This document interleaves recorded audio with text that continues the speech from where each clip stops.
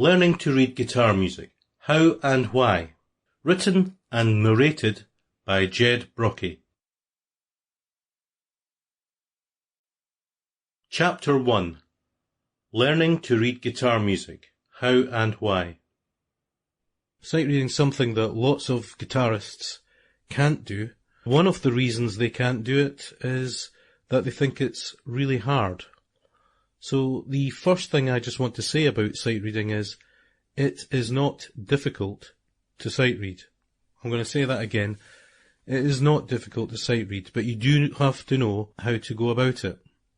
The reason I can say that it's not difficult to sight read is if you know just one note on the guitar and you know how that note is notated in music and you can look at that note and you can play it, then you've just sight read something. Now, this is where the problems come in.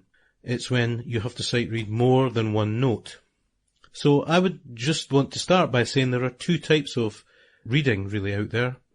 There's the ability to read music, that is, learn the notes on the guitar and how they relate to the notes of notated music. And there's the ability to sight read.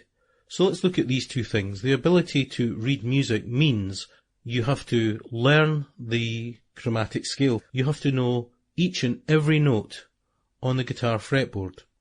And you only have to learn up to fret 12 because from that point on it just repeats itself. So fret 1 is the same as fret 13 on any of the strings. So fret 2 is the same as 14 on any of the strings. So there's a lot involved in learning that. I do accept that. You can learn the notes that you see on the fretboard, and then you've got to relate them to notes that are notated down. Once you can do that, then you can go about actually building up a picture of the melodies or the chords or the arrangements that you're trying to play. Now, the point is, that is reading music. But it's not the same as sight reading.